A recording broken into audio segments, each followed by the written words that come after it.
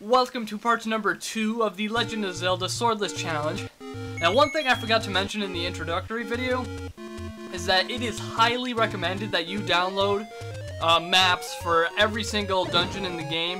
It helps out a whole lot for planning your route, and if you need to kill all the enemies in the room, you just want to know what you need to kill and what you don't need to kill.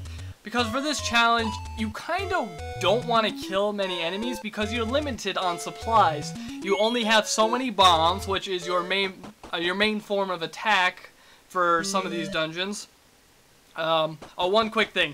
If you go in the first dungeon and then exit out and come back in, the north door will be unlocked for some reason. It magically unlocks. I'm not sure why. Is it a glitch? Is it intentional?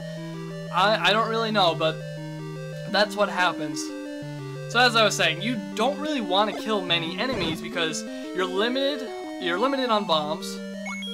You only have so many arrows, although if you stock up on enough rupees, then your arrow supply shouldn't be a problem. And that's basically it.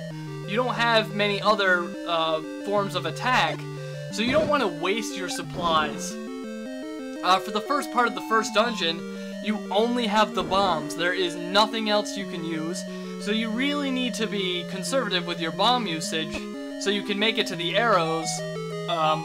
So you can make it to the arrows. Once you get the arrows, it becomes a lot easier because the arrows are a very useful form of attack. However, it does not work on every single enemy in the game, which is unfortunate because the hardest enemy in the game is not affected by arrows and only affected by bombs.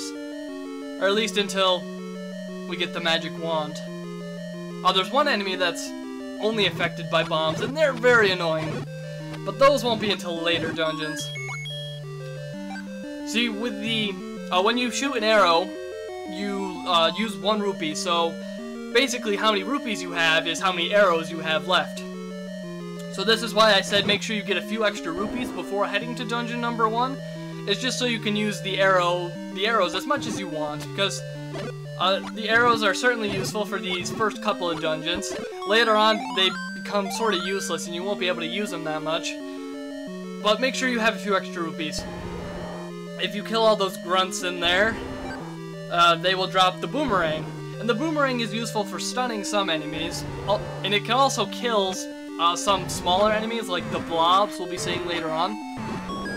It's sort of useful. Anyways, for the first boss, make sure you equip the arrows and shoot its head. It'll go down relatively quickly, and then you will get your first piece of the Triforce and complete dungeon number 1. Now, I head back into the dungeon for a couple of reasons. Actually, I think I just go to the left and right to get some keys. If you get some extra keys, it makes your journey a whole lot easier because you don't need to get that many keys in the dungeons. You can also buy keys in random shops throughout the overworld. So if you really wanted to, you could just buy 9 keys, go to every dungeon, and you wouldn't have to collect any keys in the dungeon. I don't recommend you do that, but go buy a few extra ones just so, in case you forget one or you want to skip an area, you can do that. So in the next video, we're going to go to dungeon number 2, and then, yeah, it's a little bit harder than dungeon number 1, but that's to be expected.